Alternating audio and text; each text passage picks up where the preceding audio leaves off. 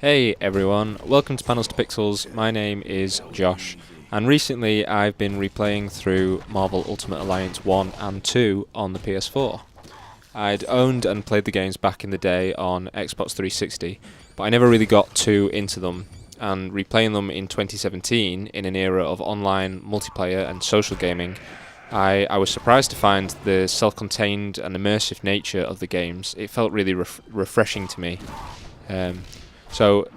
Fans of the series, they've been clamouring for a third instalment for the past 8 years since the last one came out, and since the old games have been made available for current gen systems, and with the Marvel vs. Capcom series getting a fourth instalment this year, it's not totally outside of the realms of possibility that we'll see a Marvel Ultimate Alliance 3.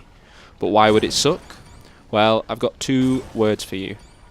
Loot boxes. Yes, 2017 is truly the year of microtransactions and loot boxes, and it's reasonable to assume that Marvel, who have spent the last 5 or so years focusing solely on the free-to-play mobile games market, will be wanting to bring some of those mechanics to the console market and jump on the pay-to-play bandwagon.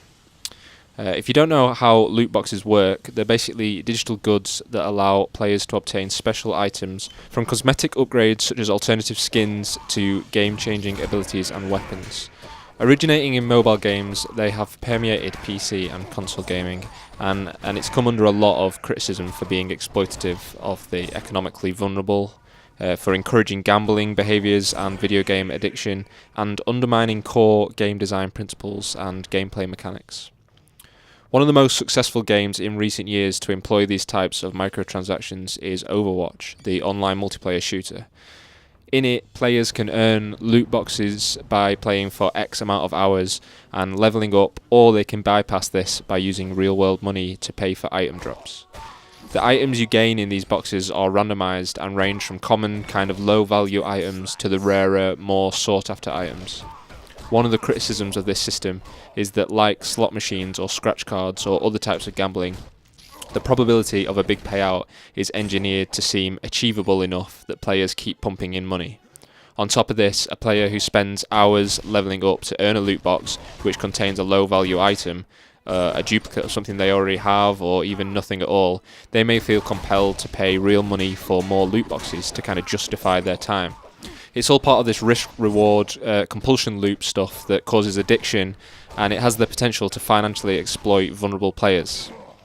Video games rating boards like the ESRB currently do not consider these systems a form of gambling, but it operates the same way as a casino, with in-game currency being compared to like chips. It's sleazy and exploitative and has been the subject of a lot of discussion recently because of the negative effects it can have on game design and competitive elements in games.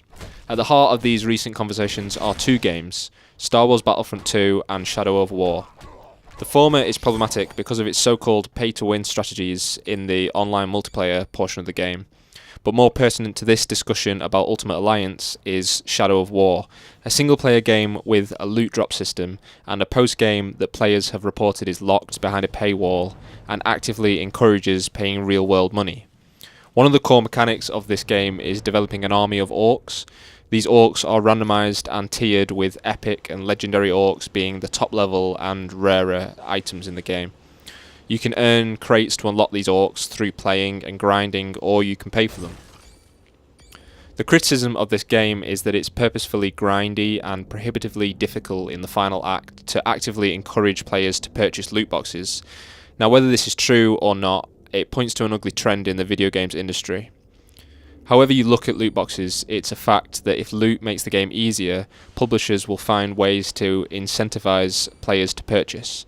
This is predatory, and you'd be naive to think it wouldn't have a negative impact on the core game design principles and underlying game mechanics. So how does this all relate to Ultimate Alliance? Well, the games are already pretty grindy by virtue of them being dungeon crawler RPGs. You have to kill hundreds of enemies with each character to unlock alternate costumes. So what if suddenly you could pay for these costumes, and to encourage players to purchase them, you had to grind out thousands of kills to unlock them for free? What if certain characters are locked behind a paywall, and you have to purchase skill points to be able to level up enough to keep up with the difficulty curve? There are already loot chests and weapons caches in the game, so it wouldn't be a massive leap of logic to monetize these. At its core, Marvel Ultimate Alliance is about skill and strategy, leveling up your team and distributing your skill points to suit your playstyle. Once you start monetizing game-changing abilities and progression, you would lose the most fun elements of the game.